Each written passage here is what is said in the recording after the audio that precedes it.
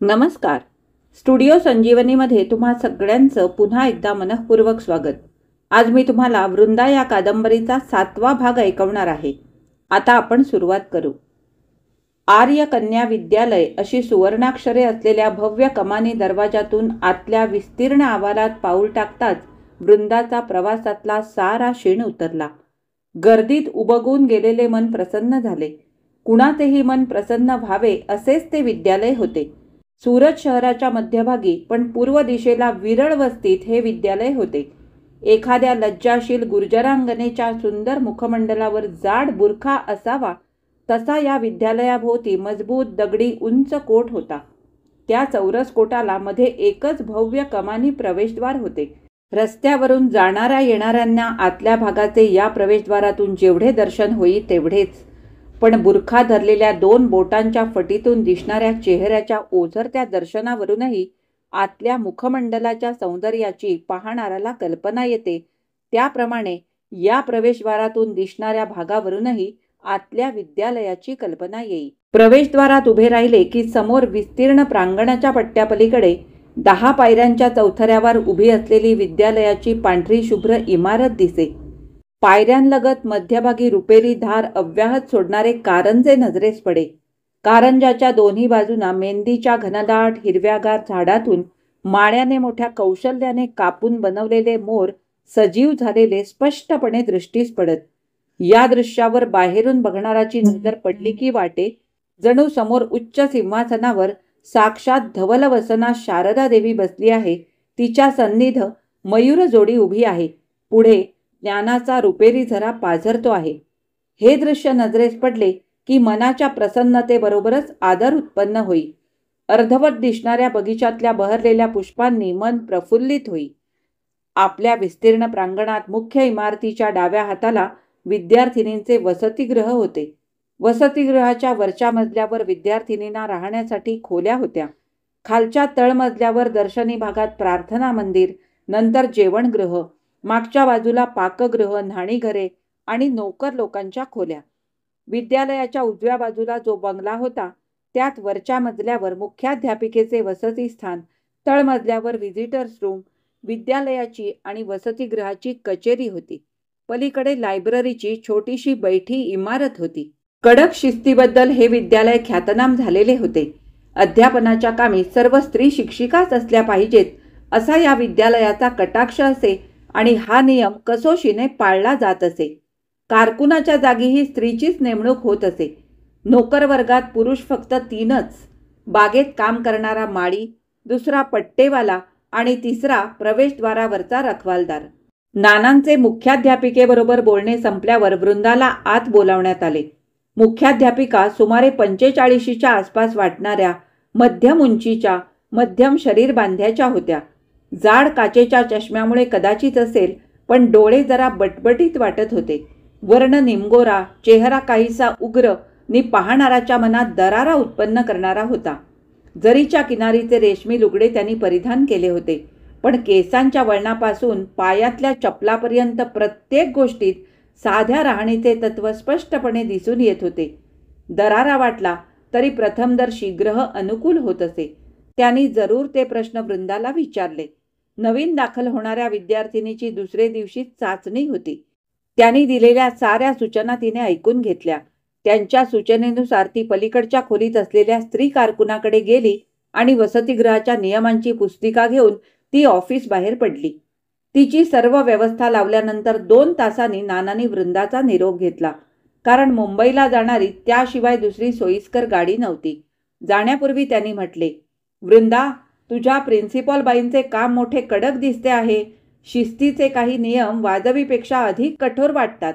वृंदाने हसून म्हटले, मी दादाजींच्या कडक शिस्तीत वाढले आहे, तेव्हा इथली शिस्त कितीही कडक असली तरी मला काही ती जड वाटणार नाही. नानांनी म्हटले, पहा, पण तुला तसे काही वाटले तर मला मनमोकळेपणी कळव, कारण तू इथेच राहावेस असा काही कोणाचा आग्रह नाही. भावनावेग अनावर होत आहे असे वाटल्यामुळे ती काही काल स्तब्ध राहिली. नंतर तिने हलकेच म्हटले, मला तसं काही वाटलं तर मी तुम्हालाच लिहिणार ना नाना आजोबा. नानांची पाठ फिरली तसे तिचे डोळे आसवानी भरून आले. ज्या मायेचा धागा धरून ती इथे या अपरिचित जगात आली होती तो धागा तुटला. दोर तुटून असहाय्य झालेल्या पतंगासारखी तिची मनस्थिती झाली. मन एकाएकी रिते झाल्याची, रिकामे बनल्याची जाणीव झाली. क्षणाक्षणाला दूर होत जाणाऱ्या नाना आजोबांच्या वार्धक्याने किंचित वाकलेल्या पाठमोऱ्या आकृतीकडे ती पाहत राहिली. तिच्या आईचे वडील आईच्या लहानपणी गेले होते. तिलाच पाहिल्याचे आठवत नसे तर आपण कुठून पाहणार? खरंच हे नाना आजोबा आपल्या आईचेही वडील असते तर? हो, पण असते तरी गेल्या 4-5 महिन्यात नाना आजोबांनी जे केले त्यापेक्षा त्यांनी काही अधिक केले नसते. गेल्या 4-5 महिन्यातील त्यांची वाढती माया तिला पुन्हा आठवली. प्रवासाच्या गर्दीतही त्यांना जसे जसे आठवले तसे तसे ते आपणाला कळकळीने उपदेश करीत होते, सूचना देत होते. जणू शहरी जीवनमार्गावर आपणाला सोडताना बरोबर शिदोरी बांधून देत होते. संसार विन्मुख होत चाललेल्या दादाजींना त्रास होऊ नये म्हणून प्रत्येक गोष्टीची जबाबदारी नाना आजोबांनी आपण होऊन पत्करली आहे. हे उपकाराचे काम नसून जणू दादाजींची एक प्रकारे सेवाच आहे असा भाव त्यांच्या बोलण्यात सारखा व्यक्त होत असतो. देवाविषयी नसली तरी देवाच्या पुजाऱ्याविषयी नाना आजोबांना मोठी भक्ती वाटते. खरंच अशा माणसाला नास्तिक कसं म्हणता येईल? बराच वेळ ती विचारमग्न उभी होती. ठण ठण ठण ठण ठण घंटेचा आवाज कानी येताच ती भानावर आली. हा आवाज मंदिरातल्या घंटेचा नाही हे तिला कळले आणि त्याचबरोबर तिच्या लक्षात आले आपण कैलासपुरात आपल्या घरच्या पडवीत उभ्या नसून सुरतेला आर्य कन्या विद्यालयाच्या व्हिजिटर्स रूमच्या दारात उभ्या आहोत. तिने समोर पाहिले. शाळा सुटली होती आणि मुली घोळक्या घोळक्यानी पायऱ्या उतरत होत्या. काही प्रवेशद्वारातून घराच्या मार्गाला लागत होत्या, काही लायब्ररीकडे वळल्या होत्या, काही क्रीडांगणाच्या दिशेने चालल्या होत्या. आतापर्यंत निर्मनुष्य असलेल्या आणि म्हणून विस्तीर्ण दिसणाऱ्या आणि शून्य भासणाऱ्या आवारात चैतन्य भरू लागले. ते पाहत असताना तिच्या मनाचा एकाकीपणा, उदासीनता आपोआपच कमी होऊ लागली.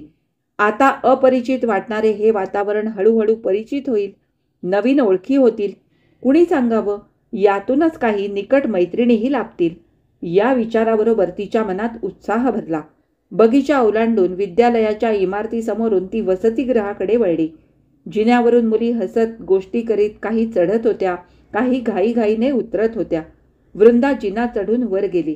लांबलचक वरांडा ओलांडून समोर आडव्या ओळीत असलेल्या 15 नंबरच्या खोलीशी ती गेली. खोलीला बाहेरून नुसती कडीच होती. दरवाजा उघडून ती आत गेली.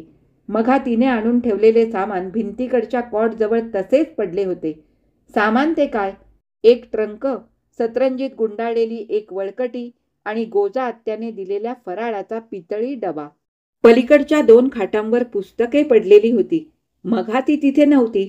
ती आपल्या सामानाकडे वळली. वळकटी सोडून तिने कॉटवर पसरली. ट्रंक आणि डबा खाटेखाली सारला. खाटेवर बसल्या बसल्या तिने खोलीभर आणि समोर असलेल्या सामानावर नजर फिरवली. अर्थात सामानावरून त्यांच्या मालकिणी कशा आहेत हे समजणे शक्य नव्हते, पण दोघीही सुस्थितीतल्या असाव्यात हे अनुमान काढता येत होते. तिघींच्यासाठी त्या खोलीत एकच टेबल होते. त्यावर पावडरची डबी, स्नोची बाटली उघडीच पडलेली होती. खाटेवर पातळांच्या घड्या पडल्या होत्या. खाली मुलींचा खेळ चालला होता. त्यांच्या ओरडण्याचा आऊट, नियमभंग वगैरे संमिश्र आवाज वरपर्यंत येत होते. नियमभंग शब्द कानी पडताच तिला विद्यालयाच्या नियमावलीच्या पुस्तिकेची आठवण झाली. खाटेवर बाजूला पडलेली पुस्तिका उचलून तिने उघडली. विद्यालयाच्या नियमांवरून नजर फिरवून वसतिगृहाचे नियम वाचायला तिने सुरुवात केली. पहाटे 5:30 वाजता घंटा झाल्याबरोबर सर्व विद्यार्थिनींनी उठले पाहिजे. 6:30 पर्यंत प्रातर्विधी, आंघोळ वगैरे उरकून प्रार्थना मंदिरात प्रार्थनेला हजर राहिले पाहिजे. अर्धा तास प्रार्थनेनंतर 7:30 पर्यंत चहा. 7:30 नंतर येणाऱ्यांना चहा नाही.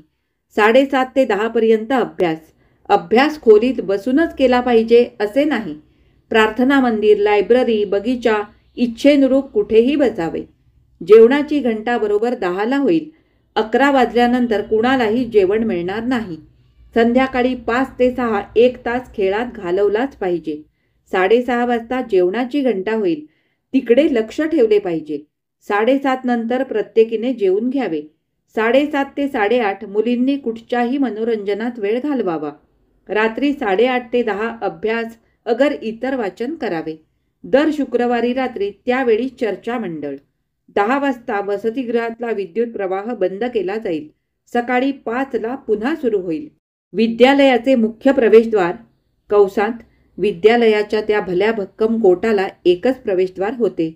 शनिवार आणि रविवार खेरीज करून इतर दिवशी शाळेच्या वेळी म्हणजे सकाळी 11 ते संध्याकाळी 6 पर्यंत उघडे राहील.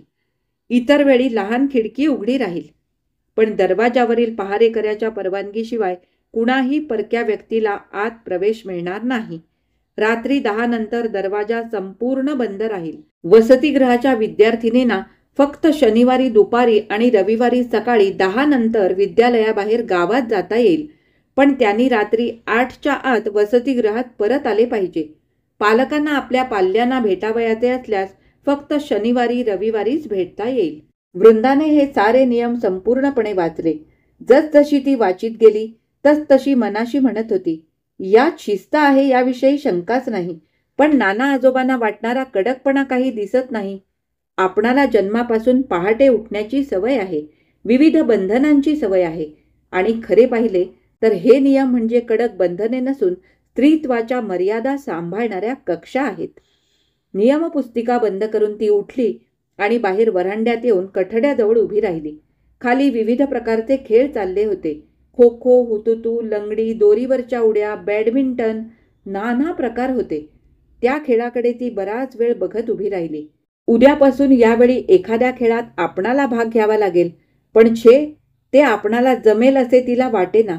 कारण एकतर स्वभावतः तिची प्रकृती गंभीर होती आणि ज्या वयात मनमुक्त नाचणे, उड्या मारणे स्वाभाविक आणि आवश्यक असते, त्याच किशोर वयात परिस्थितीमुळे आणि रूढीमुळे जीवनातला हा आनंद, जीवनातली ही आवश्यक गोष्ट मुळासकट खुंटली गेली होती.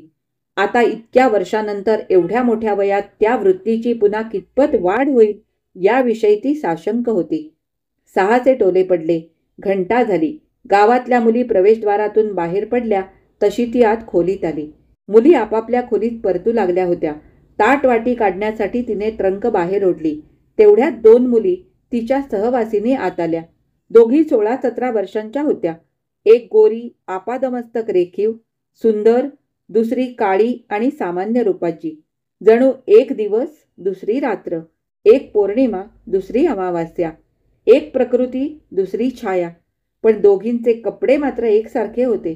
दोघी दारात थबकल्या. भ्रुकुटी उंचावून दोघींनी एकमेकींकडे पाहिले. आपल्या खोलीत हा आगंतुक पाहुणा कोण? आपणा तिघीत ही तिसरी कशाला? असा भाव त्यांच्या चेहऱ्यावर उमटला. वृंदा पाठमोरी ट्रंकेतून ताटवाटी काढण्यात गुंतली होती. दोघी आत आल्याची चाहूल लागली तशी ती मागे वळली आणि त्यांच्याकडे पाहून कळे न कळेसे हसली. गोरी उलट हसली. काळी गंभीर राहिली. गोरीने खाटेवरचा टॉवेल खांद्यावर टाकला आणि साबूची डबी उचलीत वृंदाला प्रश्न केला, सिव्हिक्स की मॅथमॅटिक्स? वृंदाला तिच्या प्रश्नाचा अर्थ कळला नाही. तिने म्हटले, काय म्हणता तुम्ही? त्या मुलीने म्हटले, मॅट्रिकला कोणता विषय घेतला आहात तुम्ही? वृंदा काहीशी शर्मिंदी झाली. तिने म्हटले, मी मॅट्रिकला नाही, 4थीत आहे. श्यामलेने आश्चर्याने तिच्याकडे पाहिले. तिच्या वयाचा अंदाज करीत तिने म्हटले, 4थीत आहात तुम्ही? इश्श, मग इथं या आमच्या खोलीत कशा? ही मॅट्रिकच्या मुलींची खोली आहे. 4थीच्या मुलींच्या पलीकडच्या बाजूला खोल्या आहेत, तिथे सामान घेऊन जा. वृंदा अधिकच शर्मिंदी झाली. तिने म्हटले, प्रिन्सिपल बाईंनी या खोलीत राहायला सांगितले. 4थीच्या मुली फार लहान पडतील तेव्हा तू या मोठ्या मुलीत राहा असे त्या म्हणाल्या. अहो पण तुम्ही? तेवढ्यात ती गौरबाला न्हाणीघरात जाण्यासाठी दाराबाहेर पडली नि म्हणाली, मला पुरे झाली तुझी चांभार चौकशी, चल तोंड धुवायला. दोघी तोंड धुवून परत आल्या तशी वृंदा तशीच कॉटवर बसलेली होती. आपल्या कैलासपुरातल्या जातीभेदासारखी इथे वर्गभेदाची तऱ्हा आहे की काय याचा ती विचार करीत होती. शहरी स्वागताची ही पद्धत तिला विचित्र वाटली, बोचली. अनाहूत आक्रमण केल्याची जाणीव झाली आणि त्यामुळे तिच्या मनात संकोच उत्पन्न झाला. तेवढ्यात गोऱ्या मुलीने म्हटले, तुम्ही आत्ताच आला आहात ना? जेवणाची घंटा झाली, चला जेवायला. वृंदा ताट वाटी तांब्या घेऊन त्यांच्या मागोमाग उतरली. गौरबालाने विचारले, तुमचं नाव काय? वृंदा पुजारी. वृंदा हे नाव मनाशी 2-3दा उच्चारित तिने म्हटले, छान आहे तुमचं नाव. वृंदा, वृंदा, खरंच छान आहे. त्या काळ्या मुलीने मानेला झटका देऊन म्हटले. अन तुझं नाव काय वाईट आहे? मधुबाला. मधुबाला नाव मला तर फार आवडतं बाई. वृंदा काही बोलली नाही. जेवण घरातही हा वर्गभेदाचा प्रकार आहे की काय याचा विचार ती करीत होती. पण तिथे तसे काही दिसले नाही. जेवणानंतर इतर मुलींबरोबर ती बाहेर बगीचात आली. विद्युत नलिका दीपाने बगीचा प्रकाशित झाला होता. पुष्करणीतले पाणी चमचमत होते. विविध फुलांच्या संमिश्र सुगंधाने वातावरण दरवळले होते. मुली घोळक्या घोळक्याने कुणी पुष्करणीवर तर कुणी हिरवळीवर बसल्या. काही जोडी जोडीने गप्पा मारीत बगीचात सहल करू लागल्या. काही जणी लायब्ररीत गेल्या. एकंदर वातावरण मन प्रसन्न करणारे होते यात शंकाच नव्हती. सभोवारच्या भव्य भिंतीच्या आणि बंद प्रवेशद्वाराच्या आत एक नवी दुनिया निर्माण झाली होती. या सगळ्या दृश्याकडे तटस्थपणे पाहत वृंदा एका बाजूला उभी राहिली. मुली तिच्याकडे पाहत पुढे जात होत्या. खालच्या वर्गातल्या लहान मुलींच्या नजरेत कुतूहल होते. वरच्या वर्गातल्या मोठ्या मुलींच्या वृत्तीत बेफिकीरपणा आणि अलिप्तपणा होता. संध्याकाळी आल्यापासून ही गोष्ट तिला तीव्रतेने दिसून येत होती, जाणवत होती. आपल्या कैलासपुरात कुणी परक माणूस आलं की लगेच त्याची आपण होऊन अगत्याने विचारपूस केली जाते. जो तो ज्याला त्याला मदत करायला तत्पर असतो. नवागताचे आगत स्वागत करणे हा आपल्या कैलासपुरात माणसाचा धर्म मानला जातो. ती आपुलकी, ते अगत्य तिला इथे आल्यापासून कुठे दिसत नव्हते. हा अलिप्तपणा पाहून सुरुवातीचा तिचा उत्साह बराच ओसरला, तरी सुद्धा बगीचातल्या त्या मनप्रसन्न दृश्याकडे पाहत तशीच उभी राहिली. विद्युत प्रकाशातली बगीचाची शोभा पाहून तिला कैलासपूरची आठवण झाली. पौर्णिमेचा चंद्र आकाशात चढला की आपल्या घरापुढची बागही अशीच प्रकाशमान होते. दूरवर नर्मदा माईच्या पात्रातले पाणी असेच चमकते. घरच्या आठवणी तिच्या मनात दाटू लागल्या. मन व्याकुळ बनले आणि घराकडे ओढ घेऊ लागले. आपण घरच्या आठवणी काढीत इथं अशाच उभ्या राहिलो तर डोळ्यातील अश्रू आवरणे कठीण होईल. तेव्हा एखाद्या मुलीशी ओळख करून त्यात मन गुंतवावे अशा विचाराने ती पुढे सरकली. तेवढ्यात पाठीमागून प्रार्थना मंदिरातून एक 12-13 वर्षांची छोटी मुलगी मोठ्यांदा पुकारत आली. ए वृंदा पुजारी कोण आहे ग? वृंदा पुजारी. वृंदा दचकून भानावर आली. तिने मागे वळून पाहिले. त्या मुलीने पुन्हा पुकारले. वृंदा पुजारीचं लेटर बोर्डावर पत्र आहे. आणि लगेच ती धावत विजेसारखी निघून गेली. माझं पत्र? नाना तर मगा संध्याकाळी गेले. मग दादाजींचं पत्र? छे, आज सकाळी तर आपण घरून निघालो. पोहोचल्याचं पत्रही त्यांना आपण अजून लिहिलं नाही. मग मग पत्र कुणाचं? रघुनंदनचं तर नसेल? हा विचार मनात येताच तिचे हृदय थरथरले. 2.5 महिन्यांपूर्वी कापराच्या पेटीतून आलेले त्याचे पत्र तिला आठवले. तो दिवस आठवला. त्या दिवशी रात्री प्रथम फाडून नंतर वाचलेल्या त्याच्या पत्राचे तुकडे दुसरे दिवशी घाटावर स्नान करताना हलक्या हाताने नर्मदा माईच्या प्रवाहात सोडून दिले होते. त्याच्या त्या पत्राचे तिने उत्तर पाठवले नव्हते. त्याने तशी अपेक्षाही त्या पत्रात व्यक्त केली नव्हती. अगर स्वतः पुन्हा तिला पत्र लिहिण्याची इच्छाही दर्शवली नव्हती. पण आज त्याचे पत्र आले आहे. मागच्यासारखं बंद पेटीतून नव्हे तर अगदी उघडपणे आले आहे. नी ते जाहीर रीतीने बोर्डावर लावले आहे. पत्रात काय मजकूर असेल कोण जाणे. रघुनंदन स्वभावतःच अविचारी आहे. भावनांचा संयम त्याच्या ठिकाणी नाही. भावनावश झाला की वेळे काळाचं त्याला भान राहत नाही. ती क्षणमात्र दिग्मूढ बनली.